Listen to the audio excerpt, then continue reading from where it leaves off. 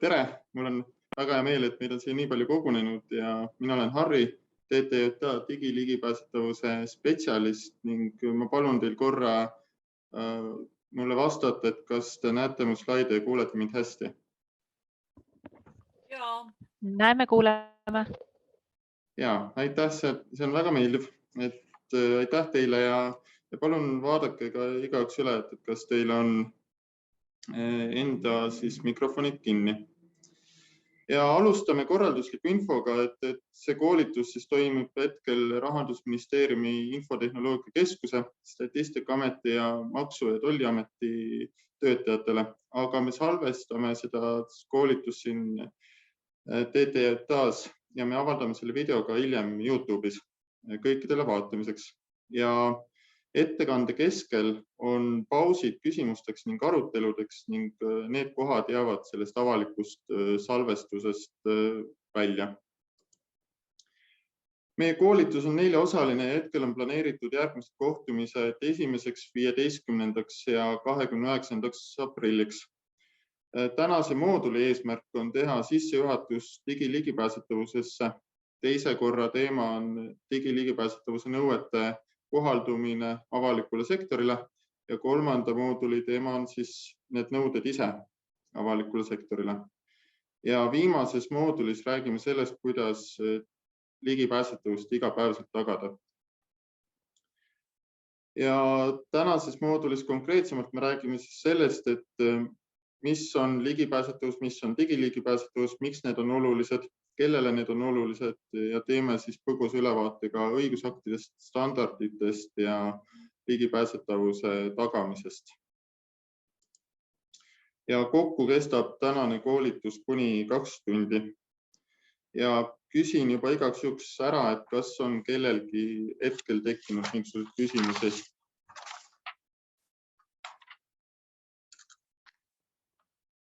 Eeldan, et ei ole ja eks me saame siin koolituse keskel neid küsimusi arutada, kui neid tekib. Et hakkame pihta.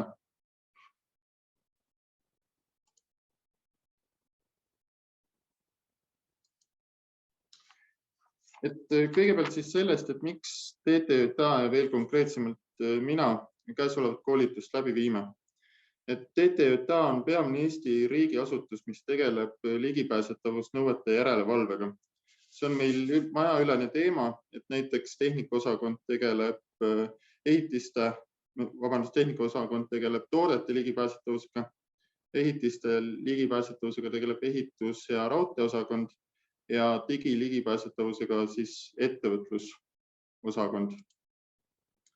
Ja TTJA väärtustab ennekõike järelevalvatavate ennetust ja harimist, uskudes, et see on kõige efektiivsem võimalus tagada erinevate nõuete täitmine. Digiligipääsetavus kui valdkond on suhteliselt uus, sest algsed digiligipääsetavuse nõuded kehtestati juba 2012. aastal, aga sisuliselt on selle teemaga tegeletud väga vähe.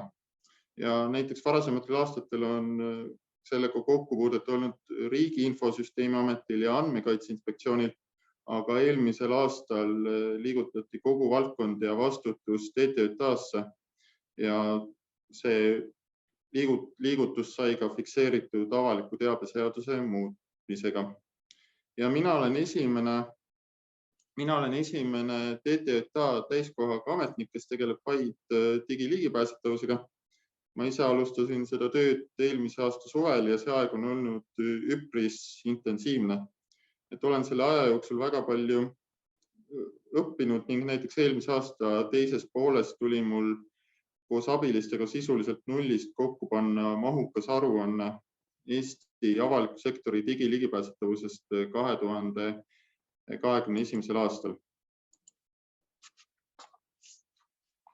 Ja esimene teemaplokk tänases moodulis on ligipääsetavus üldiselt ja seejärel me lähme edasi konkreetsemalt digiligipääsetavuse juurde. Kõigepealt sellest, et kuidas me seda teemat eesti keeles nimetame. Üldjuhul on tõlgitud ingliskeelne accessibility, eesti keelde kui ligipääsetavus. Samas on just digiligipääsetavuse kontekstis olnud Eestis üldine vaste sõnale accessibility sõna juurdepääsetavus.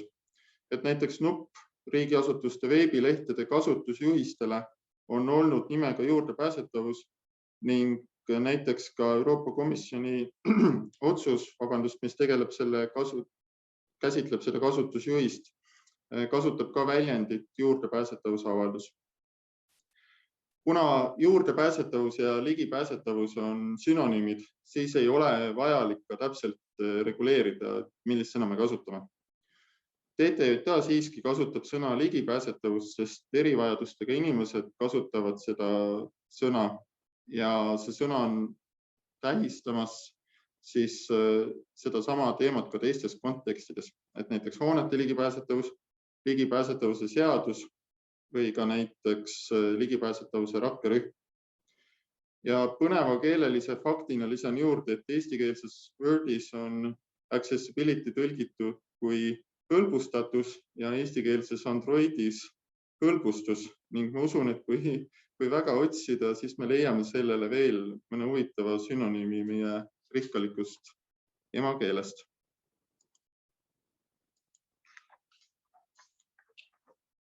Et siis lähme nüüd viimaks ka asja sisu juurde.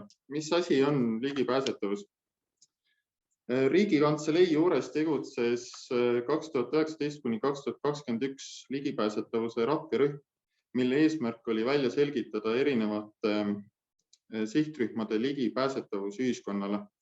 Rakkerühma tööst valmis kokkuvõtlik aruanne, kus on terviklikult ligipääsetavust analüüsitud ja esitatud ka ettepanekud ligipääsetavuse suurendamiseks.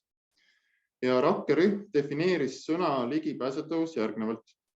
Ligipääsetavuse all mõistetakse kogu elanikkonna kaasatust, elu ja infokeskkonda, mis tähendab, et kõikidele inimestele olenemata nende vanusest või tervislikust seisundist on tagatud võrdsed võimalused ühiskonnaelust osa võtta. Ehk kokkuvõtvalt tähendab ligipääsetavuse tagamine võrdsete võimaluste andmist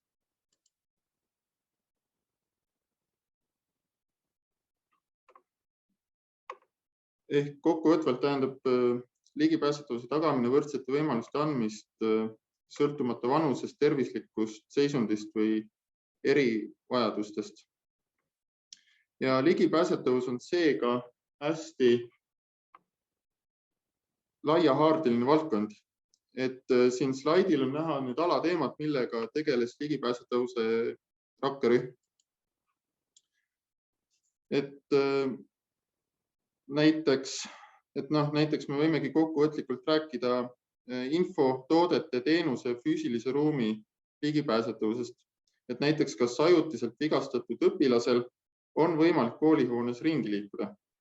Kuidas vaegkuuljad ja vägivalla ohvrid saavad suhelda hädaabi numbriga 112, kas ratastooli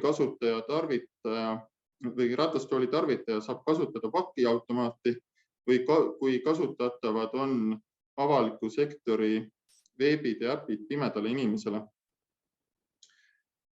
Ligipääsetavuse rakkerühm on hinnanud, et ligipääsetava keskkonna loomine alates projekti algfaasist ei ole märkimisväärselt kulukam kui ligipääsmatute lahenduste loomine ning visiooniks on saavutada ligipääsetav Eesti aastaks 2035. Vahepeal ütlen ka seda, et märkasin teie küsimusi chatis ja tegeleme nendega edasi küsimuste voorus.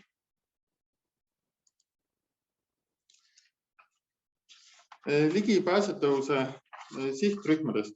Et on hästi selline levinud väärarusaam, et ligipääsetavuse sihtgrupp hõlmab vaid erivajadustega inimesi. Aga tegelikult, kui me vaatame seda teemat lähemalt, siis me näeme seda, et selle sihtgrupp hõlmab ka mitmesuguseid muid segmente, moodustades rohkem kui poole kõikidest elanikest. Et kaasatud on lapsed ja noored, väikelaste vanemad, vanemaealised, puudega inimesed ning erinevate tegevuspiirangutega inimesed. Ligipääsetavuse rakkerühma lõpparuandes on välja toodud mitmeid näiteid erinevatest probleemidest. Näiteks kohati jääb lastele, eakatele ja puuetega inimestele arusaamatuks ühissõiduki peatustes esitatud info. Ratastooli kasutajatele ja väikelaste vanematele on mõnes ehitises probleemiks trepiastmed pea sissepääsu ja lifti kõige alumise sissepääsu vahel ning halvasti arendatud ja disainitud veeb või mobiilirakendus on kasutajale mõttetult keeruline sõltumata sellest, kas kasutaja on nii-öelda ligipääsetavuse sihtgrupis või mitte. Ja ligipääsetavus muutub ajas üha olulisemaks rahvastiku vananemise tõttu ka. Näiteks Statistikaameti prognoosi järgi on 2050. aastaks Eesti rahvastiku koosseisus ligikaudu 100 000 vanemaealist enam kui praegu ning samavõrra vähem on tööealisi inimesi. Ligipääsetavuse rakkerühma lõpparuandes on mainitud, et lähtumine ainult nii-öelda keskmisest inimesest viib vananevas ühiskonnas olukorrani, kus ligipääsmatu ühiskonna kompenseerimine muutub riigieelarvele koormavaks. Seoses väga eripalgeliste sihtgruppidega on oluline rakendada ligipääsetavuse kontekstis kaasava disaini põhimõtteid. Ligipääsetavuse rakkerühma lõpparuanne defineerib seda terminit järgnevalt. Kaasav disain on laia tarbekaupade, keskkondade, hoonete ja teenuste disain, mille tulemus on ilma kohandusteta kasutatav ja ligipääsetav nii paljudele inimestele kui võimalik ja mõistlik. Ja kaasavat disaini aitab paremini mõista selle 7 põhimõtet, mida ma ka järgnevalt kirjeldan. Samaväärse kasutatavuse all tuleb silmas pidada eelkõige seda, et toode, teenus või keskkond on kasutatav võimalikult paljudele. Ja juhul, kui nii ei saa, siis tuleb pakkuda võrdväärset varianti. Näiteks veebileht, mida saavad ekraanilugejaga kasutada ka pimedad. Paindlikkus kasutamisel tähendab erinevate variantide pakkumist toote, teenuse või keskkonna kasutamisel. Näiteks võimalus veebis olevat teksti nii kuulata kui ka lugeda. Lihtne ja vaistlik kasutamine seisneb selles, et toote, teenuse või keskkonna kasutamine ei ole keeruline. See on kasutatav nii algajatele kui edasijõudnutele ning see vastab kasutaja ootustele ja intuitsioonile. Näiteks veebis olevatele nuppudele on pandud nimetused, mis aitavad aru saada, mis on nende nuppude funktsiooniks. Tajutav teave tähendab seda, et oluline info jõuab kasutajani efektiivselt. Selle alla kuulub näiteks piisava kontrastsuse tagamine olulise teksti ja selle tausta vahel.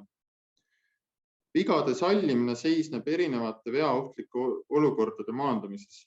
Näiteks veebis oleva vormi täitmisel on veaohtlikud olukorrad ära markeeritud. Väikese füüsilise pingutuse all peetakse silmas, et toodet, teenust või keskkonda saab kasutada mugavalt ning ka seda, et see on võimalikult vähe väsitav. Muu hulgas tähendab see seda, et me vähendame korduvaid tegevusi nii palju kui võimalik.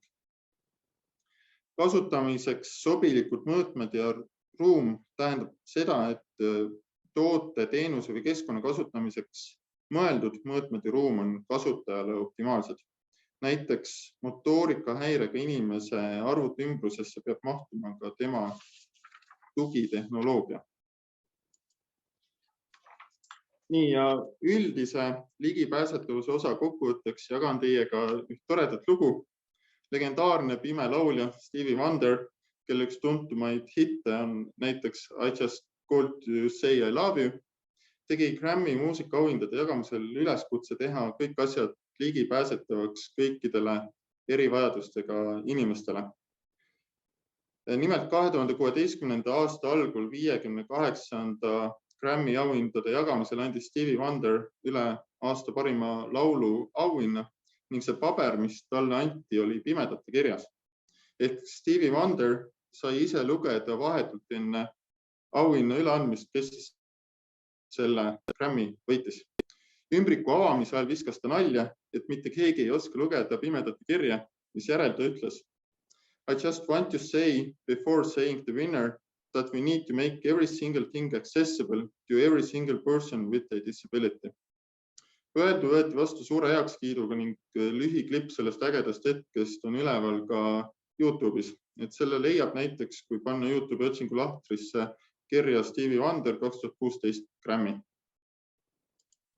Ma ütlesin, et teine suur alateema tänasel koolitusel on nüüd juba konkreetselt digiligipääsetavus. Digiligipääsetavus tegeleb üldjuhul ligipääsetavusega veebilehtedes, e-teenustes ning nendega seotud veebi- ja mobiilirakendustes. Võib kasutada ka väljendit e-keskkondade ligipääsetavus. Eesti avalikule sektorile kohustuslik Euroopa digiligipääsetavuse standard EN 301-549, mille juurde me jõuame ka hiljem, kohaldamisala on laiem kui ainult e-keskkonnad. Nimelt kehtestab see tegelikult ligipääsetavusnõuded ka infokommunikatsiooni tehnoloogia toodetele ja teenustele ning nende toodete ja teenustel mõeldakse ka näiteks koopiamasinat.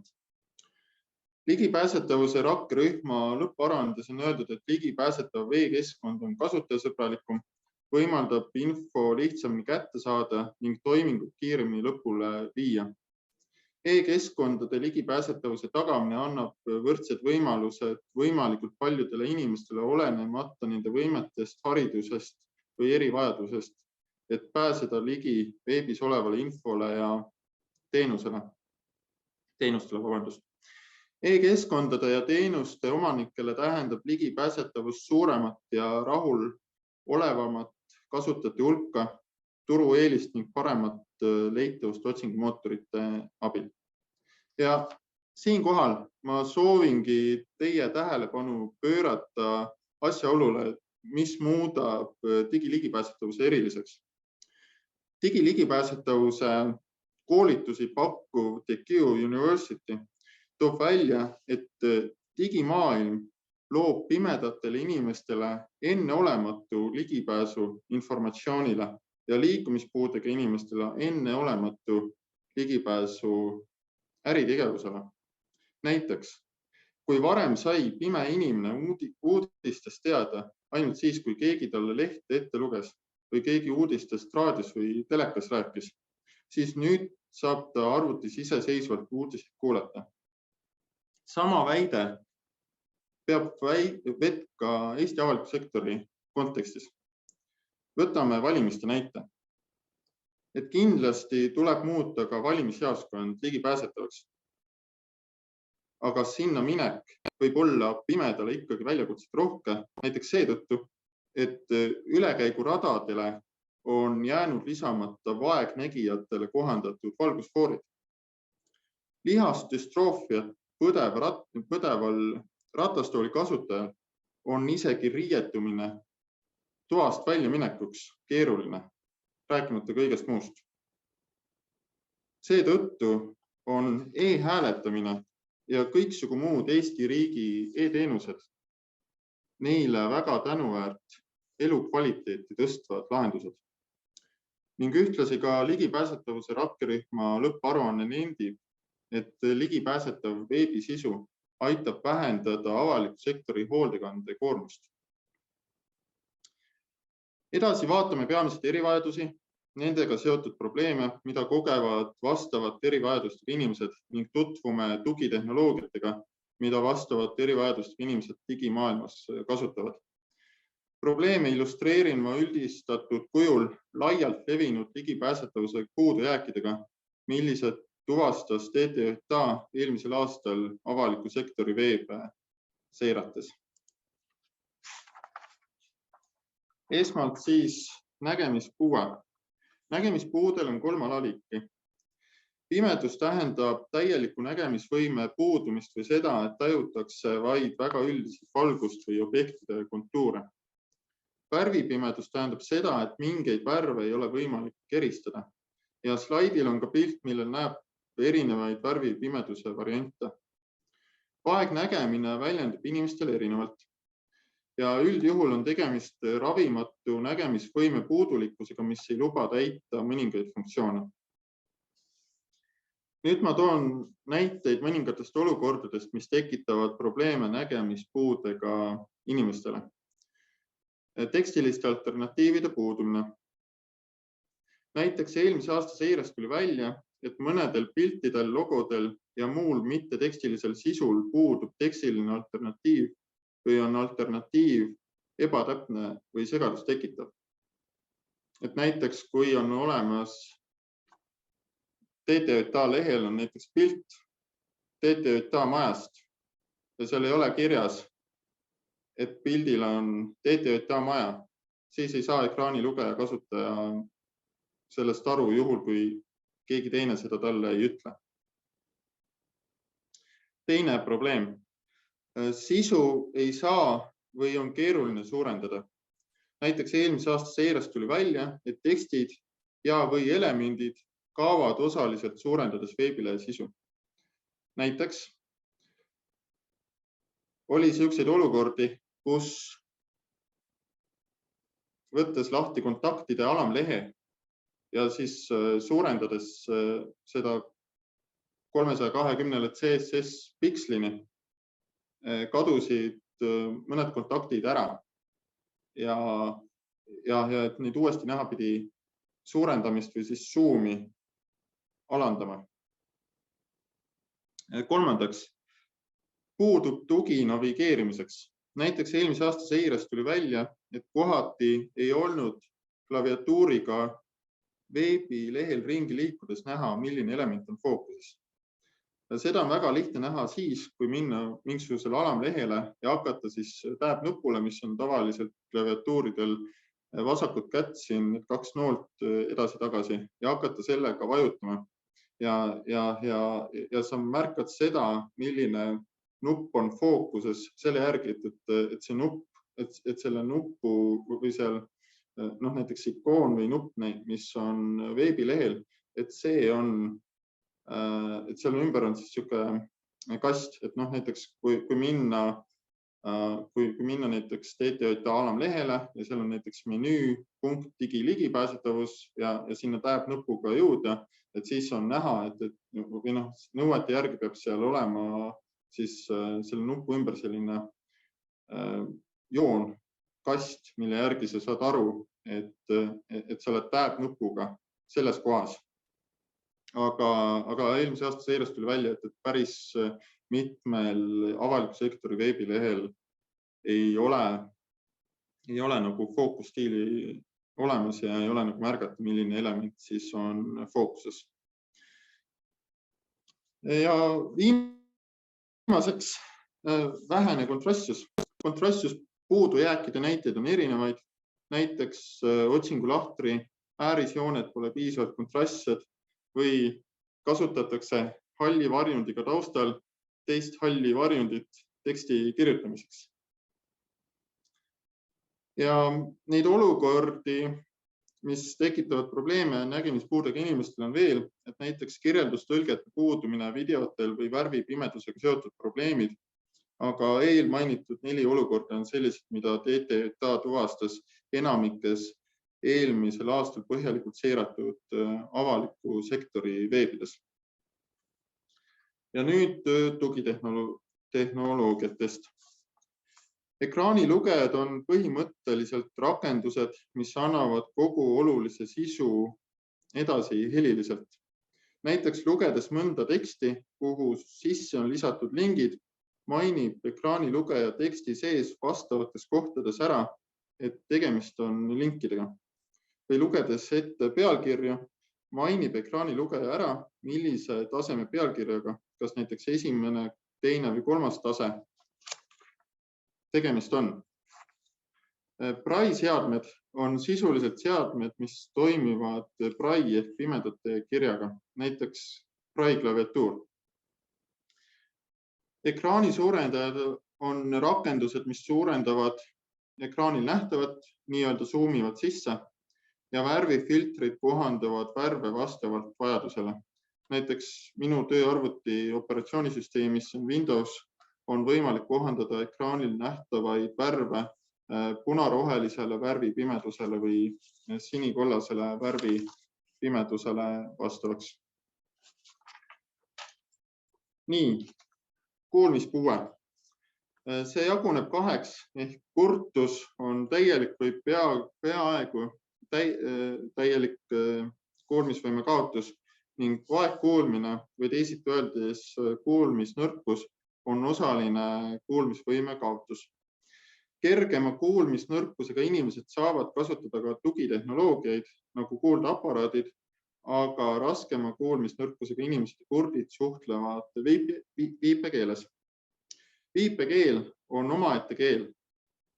Paljudele kurtidele ja vaegkuuljatele on see emakeel, mistõttu võib nende jaoks olla keeruline isegi eestikeelse teksti lugemine, sest eesti keel on nendele võõrkeel. TTJA ei tuvastanud eelmise aasta avaliku sektori digiligipääsetavuse seires märkimisväärseid kuulmispuudega seotud ligipääsetavuse probleeme, aga põhjus on selles, et suur osa avaliku sektori audiovisuaalsest sisust on ligipääsetavusnõuete kohaldamise alast senimaani väljas olnud. Näiteks välistab avaliku sektori digiligipääsetavuse direktiiv, milleni me jõuame ka hiljem, enda kohaldamise alast avalik-õiguslikud ringhäälinguorganisatsioonid, nagu näiteks Eesti Rahvusringhääling ja mis tahes vormis tehtud otseülekanded.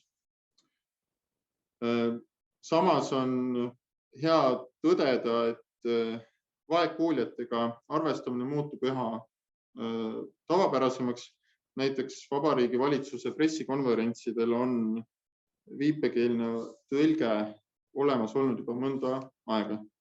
Ning ühtlasi on vast paljudel meeles eelmise aasta vabariigi aastapäeva kontsert, kus Viie Miinuse ja Villem Trillemi lugu Paaristõuked tõlgiti laulu esitamise ajal ka viipekeelde. Õigemini Eesti viipekeelde, see on ikkagi vahe ka, et kas me räägime vene, inglise või eesti viipekeelest. Tegemist on eesti viipekeelega. Vaegkuuljate ligipääsetavuse probleemid ongi seotud enamasti subtiitrite, viipekeelse tõlke või sisukirjelduse puudumisega. Sisukirjelduse all mõeldakse näiteks video või helifaili tekstilist käsikirja.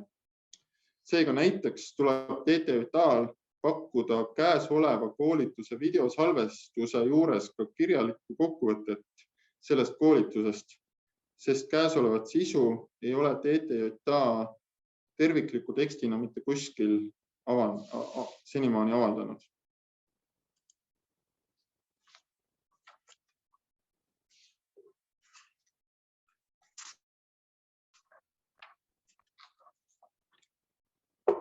Omaette suur maailm ja väga mitmetahuline maailm on liikumispuude ja motoorikahäiretega seonduv valdkond. Traumad, nagu näiteks selgrovigastus, võivad muuta liikumisvõimetuks lisaks ka jalgadele ka käed, mistõttu sellistel inimestel tekib probleeme hiire või klaviatuuri kasutamisega. Liikumisvõimetust tekitavaid haigusi on palju ning slaidil on esitatud vaid osa nendest. Lihasdüstroofia on geneetiline haigus, mis nõrgestab progresseeruvalt lihaseid. Polüskleroosil on väga palju erinevaid sümptomeid, muu hulgas näiteks ka käte ja jalgade nõrkus ja lihase värin.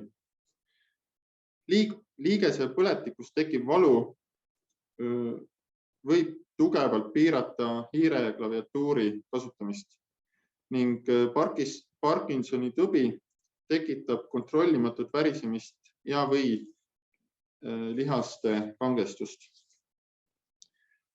2 näidet olukordadest, mis tekitavad probleeme liikumispuudega inimestele ja motoorikahäiretega inimestele, mille tiheda esinemise tuvastas TTJA eelmise aasta seires. Kuna mõned erivajadustega inimesed ei saa kasutada hiirt, tuleb tagada võimalus veebi kasutada klaviatuuriga. Samas, eelmise aasta seires tuli välja, et mitmes avaliku sektori veebis ei saa klaviatuuriga liikuda mõndadele nuppudele, ikoonidele või linkidele ega kasutada ka mõningaid funktsioone. Näiteks võib olla nii, et kui kuskil veebis on sul võimalik valida, mis keeles sa seda veebi vaatad, on see eesti keel, inglise keel, vene keel ja see avaneb nagu eraldi menüüna, see keelevalik, siis esineb selliseid rikkumisi, kus liikudes siis tab-nupuga sinna keelemenüü kohale, et ta ei fokusseeri ära neid keeli, et sa ei saa nagu tab-nupuga vahetada keelt, mis keeles see veebileht on. Kuna arvuti kasutamine võib olla väsitav erivajadusega inimesele, siis peab veebi kasutamine olema lihtne. Näiteks veebilehtedel peab olemas olema ülehüppamislink. See link on tavaliselt vaikimisi varjatud, aga alustades klaviatuuriga navigeerimist, see on jälle seesama tab-nupp, lehekülje algusest tuleb see esile ning sellele klikkimine viib klaviatuuri fookuse lehekülje algusest kohe põhisisuni. Ehk toimub nii-öelda hüpe üle infost, mis asub alamlehe päises ja on sama kõikidel alamlehtedel, nagu näiteks alamlehtede menüü. Ja ülehüppamislingi puudumine on Eestis kahjuks laialt levinud. Ja sama ülehüppamislingi puudumine lisaks liikumispuudega inimeste ja motoorikahäiretega inimeste probleemile on ta ka nägemispuudega inimeste probleemiks juhul, kui nemad kasutavad ekraanilugejaga navigeerimisel samuti tab-nuppu, et ekraanilugejaga saab kasutada kahte moodi. Sa saad panna ekraanilugeja lihtsalt lugema lehekülje algusest või saad liikuda jälle tab-nupuga nendesse erinevatesse fokusseeritavatesse elementidesse ja juhul, kui sa kasutad seda teist varianti, seda kasutatakse küll vähem, aga juhul, kui sa seda kasutad ja sul ei ole ülehüppamislinki, siis sa lähed nagu alati üle sellest korduvast infost ja see on nende jaoks lihtsalt nagu tüütu. Ja tugitehnoloogiad, mida liikumispuude ja motoorikahäiretega inimesed kasutavad. Trükkimispulk on pulk, mille ühe otsa saab suhu panna ja teise otsaga klaviatuuri kasutada. Lüliteid on erinevat liiki, näiteks ka selliseid, mis reageerivad hingamisele. Hingad sisse, hingad välja ja see süsteem toimib juba nagu lülitusena. Ja lüliteid kasutatakse tavaliselt klikkide tegemiseks hiire nuppude asendajana. Juhtkuul on kuul, mille alumine osa on seadme sees ja kuuli keerutamine liigutab hiirt ekraanil või õigemini kursorit siis ekraanil. Erivajadustega inimesed eelistavad juhtkuuli, sest tavalise hiirega võib kursori kogemata õigest kohast eemale liigutada tõenäolisemalt kui juhtkuuliga. Kohandatav klaviatuur võimaldab näiteks tõsta klaviatuuri tasapinna klahvidest kõrgemale, et erivajadustega inimesel on enne klahvi vajutamist olemas koht, kuhu sõrm toetada ja sealt siis libistada õigele klahvile. Ja silmajälgija aitab navigeerida veebis vaid silmi liigutades. Ja hääljuhitav tarkvara võimaldab veebi kasutada häälkesklustega.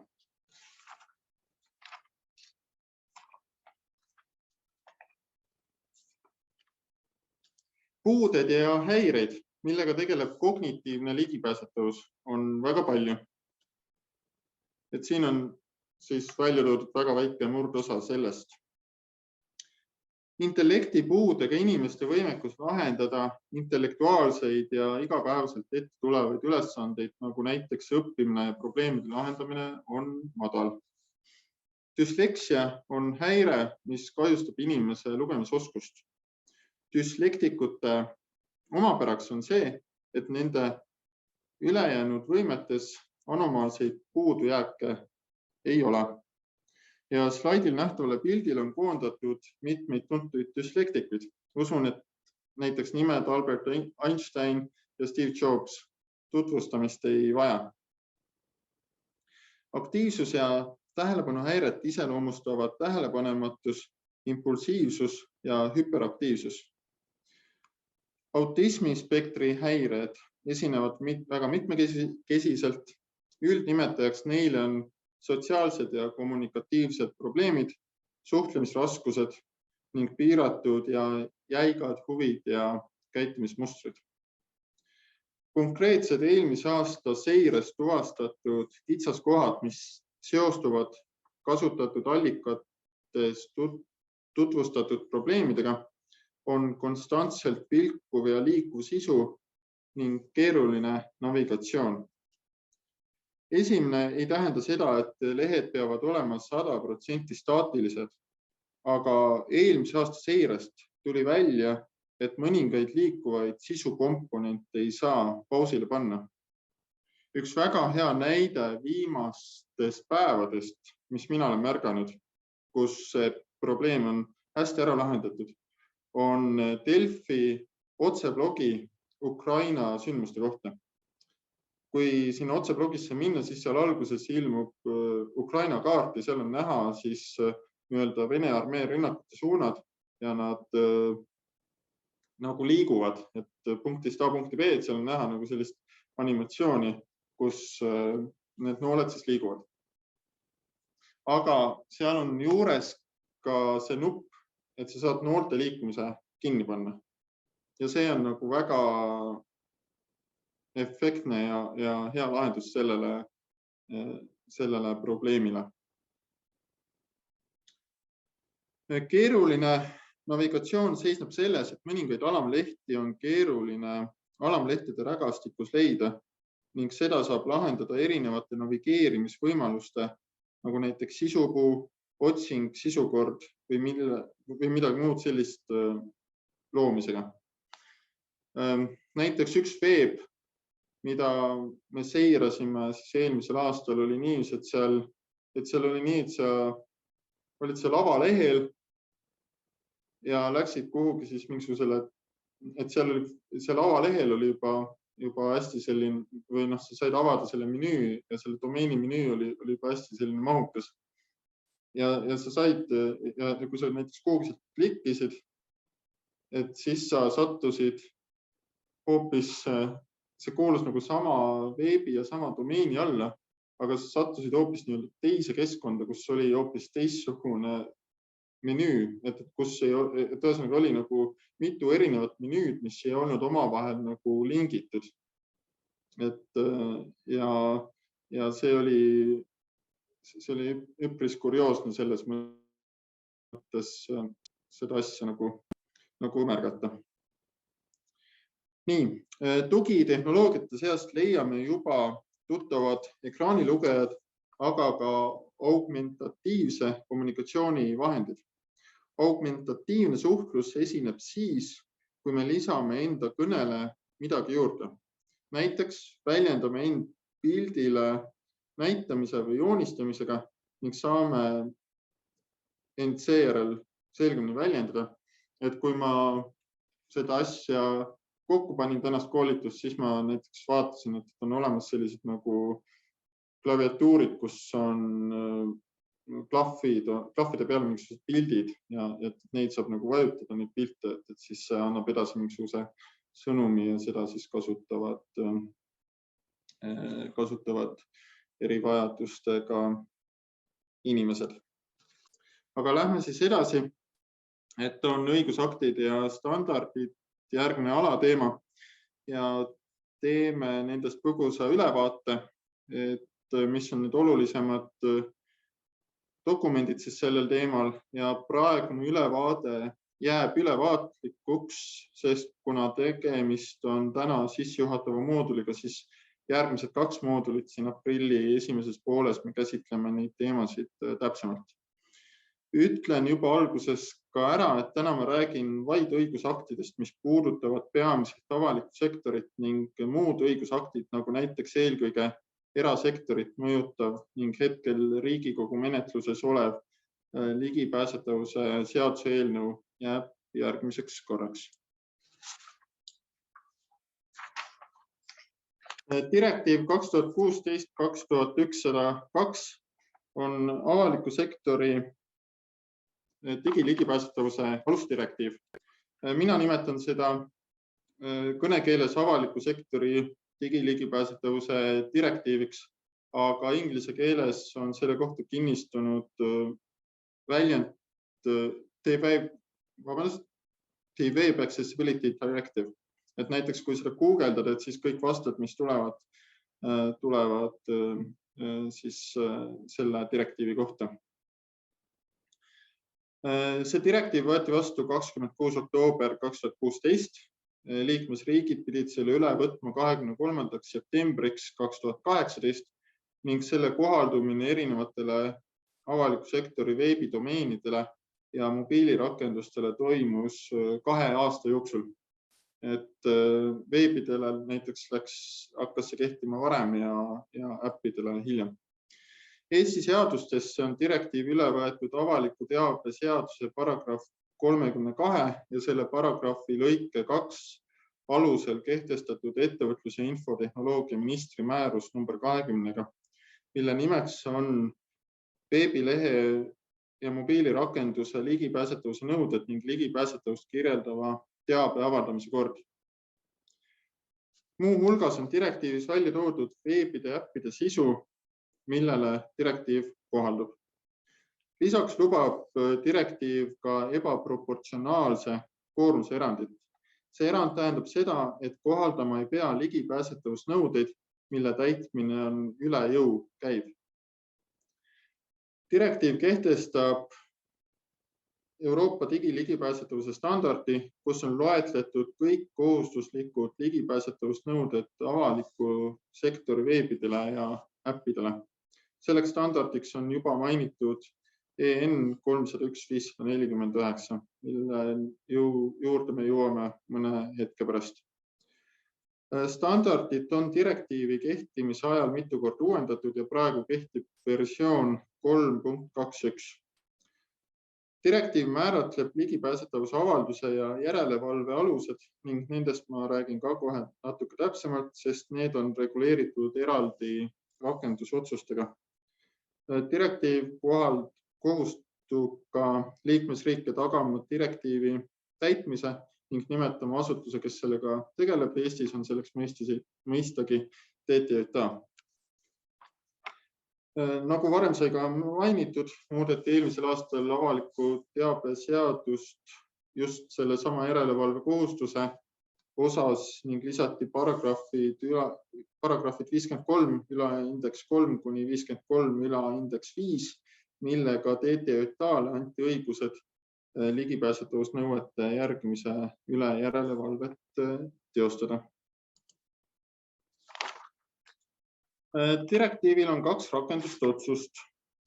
Esimene rakendusotsus 2018/1523 teemaks on ligipääsetavuse avaldus ehk see on sisuliselt seesama veebilehe sisu kasutusjuhis, mille link on täna pea kõikide avaliku sektori veebilehtede päises nupu juurdepääsetavuse all. Et usun, et väga mitmed teist on läinud, klikkinud sinna, see on niisugune väga standardne tekst, kordub tegelikult riigiasutusest riigiasutusse, et mis on need peamised ekraanilugejad näiteks, mida saab kasutada. Ühesõnaga niisugune nagu kasutusjuhis ja selle kasutusjuhise kohta siis käib antud rakendusotsus. Rakendusotsus võeti vastu 11. oktoobril 2018 ning Eesti õigusesse on see üle võetud eelmainitud ministri määrus number 20.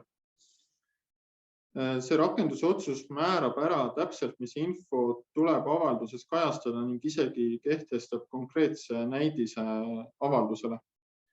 Kuna TTJA on alles alustanud digiligipääsetavuse järelevalvega, siis me ei ole veel jõudnud asuda tutvustama avaldusele kehtestatud nõudeid, aga see on plaanis ette võtta nüüd juba käesoleval aastal. Oluline info, mida avaldus peab muu hulgas sisaldama, on ülevaade ligipääsetavusnõuetest, mida pole veebis või rakenduses täidetud ning kirjeldus, millised osad veebi või rakenduse sisust või funktsioonidest ei ole ligipääsetavad ja juures peab olema ka siis põhjendus, miks see nii on. Järgmine rakendusotsus 2018/1524 kehtestab metoodika ja aruandluskorra ligipääsetavusnõuete plaanilise järelevalve tegemisele. Ja selle sama otsuse alusel valmiski eelmisel aastal varem mainitud aruanne Eesti avaliku sektori digiligipääsetavusest 2021. aastal. Ja töö selle aruande koostamiseks oli väga mahukas ja see oli ka minu eelmise aasta põhiülesanne. Ja koolitusel osalejate seas on inimesi, kellega ma samuti selle aruande koostamise ajendil suhtlesin. Kõik Euroopa Liidu liikmesriigid pidid vastava aruande esitama enne jõule Euroopa Komisjonile ning järgmisel korral tuleb samasugune aruanne komisjonile esitada 3 aasta pärast 2024. aasta lõpus. Aga samas tuleb samalaadne rutiinne seire ette võtta igal aastal. Nagu öeldud, on Euroopa Liidu digiligipääsetavuse standard EN 301/549 ja see on kohustuslik ka Eesti avalikule sektorile. Standard uuenes alles 6 aega tagasi seoses vastava rakendusotsusega. Ja see muutus tähendab ka seda, et eelmainitud ligipääsetavuse aruande koostas TTJA veel tuginedes standardi tänaseks kehtetule versioonile. Aga samas on erinevused nende 2 versiooni vahel suhteliselt väikesed ning mingeid põhimõttelisi muutuseid uuenenud standardiga ei kaasnenud. Standard toob välja üksikasjalikud kriteeriumid erinevate info- ja kommunikatsioonitehnoloogia toodete kohta. Näiteks peatükk 9 käib veebide kohta, peatükk 10 mitte veebiliste dokumentide nagu PDF-failid kohta ja peatükk 11 tarkvara, sealhulgas mobiilirakendused kohta. Samas ei tähenda kriteeriumi olemasolu seal standardis seda, et see on avalikule sektorile automaatselt kohustuslik. Standardi lisas A on välja toodud nimekirjad, millised standardi kriteeriumid on kohustuslikud avaliku sektori veebidele ja millised on kohustuslikud äppidele. Standardi lisa C kirjeldab üldiselt, kuidas hinnata, kas mõni olukord veebis või äpis vastab kriteeriumile või on tegemist mittevastavusega. Tegemist ei ole testide kirjeldusega, vaid üldiste põhimõtetega. Ehk see tähendab seda, et kui me näiteks eelmine aasta siis panime kokku neid testimisvorme, siis testide kirjeldused tuli ikkagi nagu teiste allikate põhjal kokku panna, et sealt standardist me saime sellised üldised põhimõtted, mille järgi nagu neid teste teha. Ja lisa E on nii-öelda standardi kasutusjuhend ja sealhulgas on selle alapeatükis E2 antud ka lühiülevaade standardi sisust. Ja hetkel on kõige olulisem teada, et Euroopa Liidu digiligipääsetavuse standard ja rahvusvaheline veebi ligipääsetavuse standard Web Content Accessibility Guidelines ehk WCAG 2.1 ei ole üks ja sama standard. Nimelt on Eestis laialt levinud teadmine, et WCAG on see standard, mida järgida tuleb. Ja mingil määral on see arvamine nii õigustatud, sest nad kattuvad omavahel oluliselt.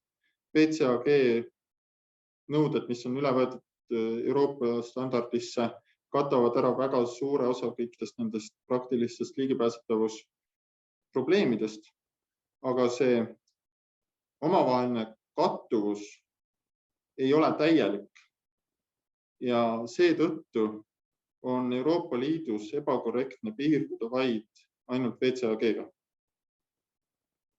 Ja näiteks ka liikmesriikide vahel on selles osas erinevusi, et mõni liikmesriik tegelikult ka teebki järelevalvet ainult WCAG nõuete järgi, aga samas mõni teine liikmesriik, näiteks Rootsi, teeb järelevalvet ikkagi ka nende ainult Euroopa standardi nõuete järgi ja ka Euroopa Komisjon ikkagi lähtub sellest, et tuleb teha järelevalvet kõikide standardis välja toodud kohustuslikele nõuetele ja Eesti on võtnud ka samasuguse lähenemise.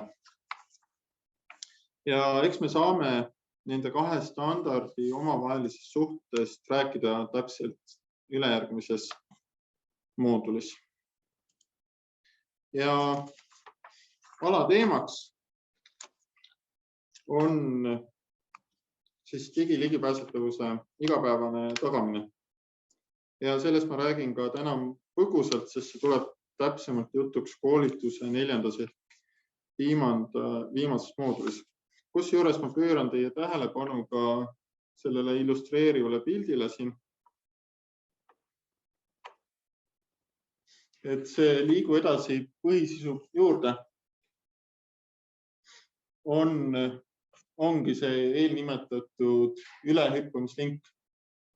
Ja see pilt on tehtud hetkel, kui ekraanilugeja seda ette luges ja ekraanilugejat saab kasutada niiviisi, et sa näed ka, sa paned selle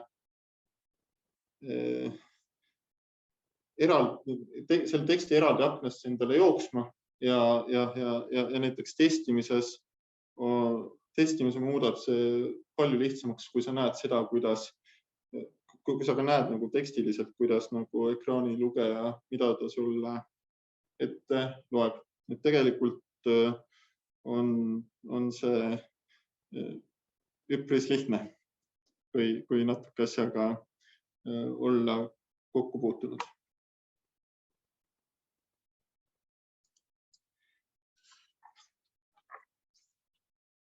Niiviisi, põhimõtteliselt taandub ligipääsetavuse tagamine kahele suurele tegevusele. Selleks on haldamine ja testimine. Ja haldamine või mingis mõttes ka ligipääsetavuse arendamine seisneb selles, et juba lahenduste väljatöötamise algusjärgus tuleb hakata vaatama, kuidas on olukord selle lahenduse ligipääsetavusega. Tuletan meelde tänase koolituse algust, kus viitasin, et ligipääsetavuse rakkerühm on hinnanud, et ligipääsetava keskkonna loomine alates projekti algfaasist ei ole märkimisväärselt kulukam kui ligipääsmatute lahenduste loomine. Ühtlasi on mul viimase poole aasta jooksul, mil ma olen TTJs töötanud, olnud mitu momenti, kus avastatakse kuskil poole pealt, et tuleks ka ligipääsetavusel tähelepanu pöörata. Ning kõik need olukorrad on olnud vähemal või rohkemal määral pingelised tulekahjude kustutamised. Ja nende kogemuste tõttu ma loodan, et kunagi jõuab Eestis kätte aeg, kus igas arendustiimis on vähemalt üks liige, kes teab, kuidas digiligipääsetavust tagada lahenduse elu ja algusest lõpuni. Worldwide Web Consortiumi Web Accessibility Initiative'i ehk selle sama algatuse, kes on loonud ka WCAG poolt on siis nimetatud ligipääsetavuse manageerimise ja planeerimise all 4 alategevust. Algatamise all peavad nad silmas ligipääsetavuse õppimist, nagu näiteks seesama, mida meie täna teeme.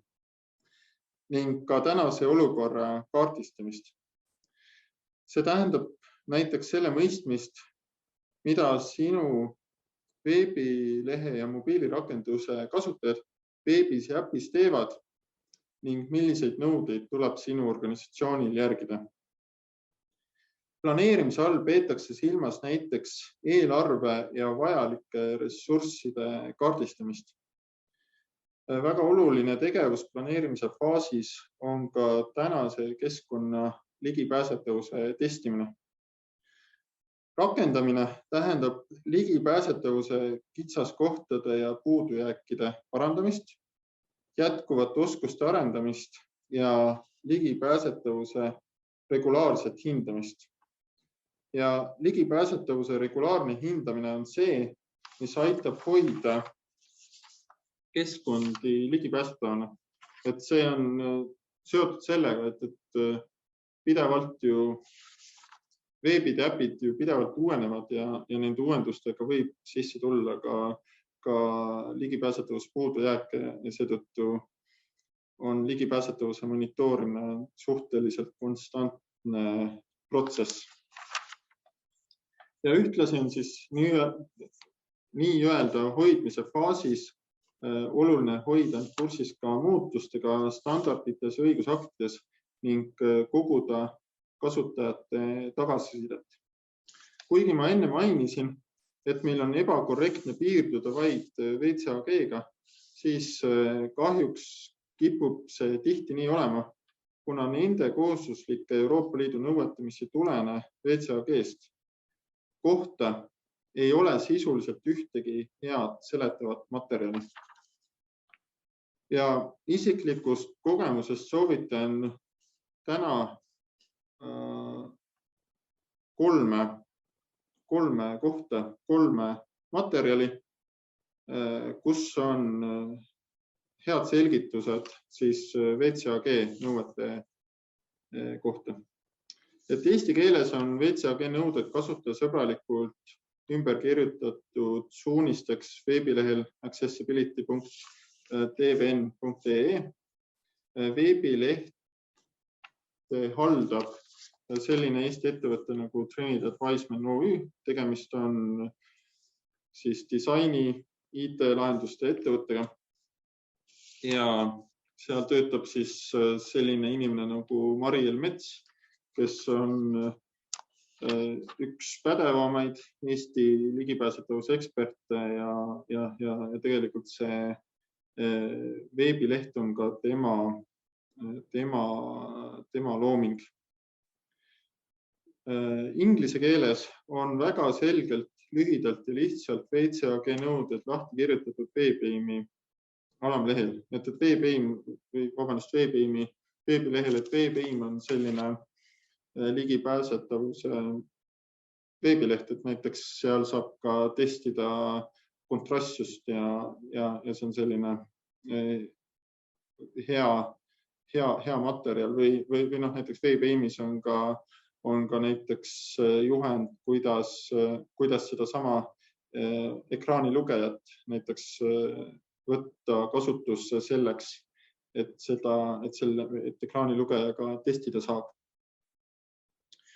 Ja vast nendest kolmest kõige parem materjal on VCAG autorite ehk siis Web Accessibility Initiative'i poolt lahti kirjutatud VCAG põhjalikud selgitused, siis VCAG nii-öelda 2.1 understanding lehel. Ja näiteks, mis mulle selle understanding lehe juures kõige rohkem meeldib, on see, et nad selgitavad tekstid, algavad sellega, et nad ütlevad ära, mis on iga kriteeriumi eesmärk või kavatsus.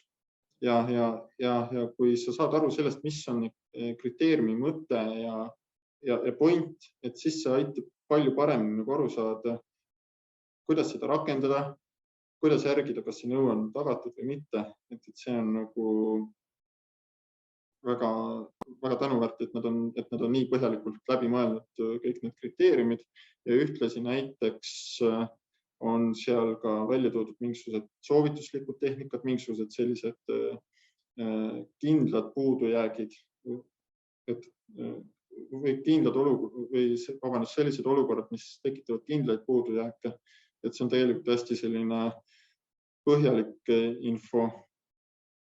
Ja kindlasti tuleb öelda, et kõik kolm täidavad vaid suunavat rolli ning vastavuse hindamisel tuleb tugineda jätkuvalt Euroopa digiligipääsetavuse standardile. Ja lisan veel ka seda, et kindlasti on TTJA plaanis tekitada neid eestikeelseid materjale ka juurde, et kus on lahti kirjutatud kõik kohustuslikud nõuded ja standardid ja see on nagu, et see on üks osa sellest nii-öelda teavitusest, harimisest, mis me nagu teeme ja ma usun, et nii-öelda selle info kvaliteet ja maht nagu kasvab ajas, kui me räägime puhtalt eestikeelsest keskkonnast, sest inglise keeles on seda häid materjale juba õnneks on. Nagu ma juba ütlesin, on ligipääsetavuse testimine ja hindamine väga oluline ligipääsetavuse tagamisel. Selles osas saab kindlasti konsultatsiooni jagada TTJA, sest vastavalt Euroopa Liidu õigusaktidele tuleb meil regulaarselt avaliku sektori veebe ja äppe testida. Et näiteks selle sama regulaarse monitoorimise käigus on meil olemas eestikeelne metoodika, kuidas kohustuslikke nõudeid testida. Ja ma olen mõnele seda metoodikat ka jaganud, ka siin koolitusel osalejate seast, aga miks see ei ole hetkel kuskil avalikult ja suurelt väljas, on see, et see metoodika on täna väga suurtes Exceli tabelites, need ei ole täna selles mõttes kasutajasõbralikud, aga eesmärk on see, et ühel hetkel saab ka need testimise metoodikat ka koos teiste eestikeelsete juhenditega kuhugi veebi kasutajasõbralikult üles panna. Ülevaate testimise teemalise info kohta on kokku pannud ka Web Accessibility Initiative ning ma kindlasti soovitan ka väga kasutajasõbralikku testimisjuhendit, mille on koostanud minu Rootsi kolleegid. Et see on küll rootsikeelne, aga ma ise olen seda kasutanud Google'i automaattõlkega inglise keelde. Et põhimõtteliselt sa lähed sinna lehele, parem klikk ja sealt on see Translate to English variant ja see info on üldjoontes on arusaadav ja see on hästi selline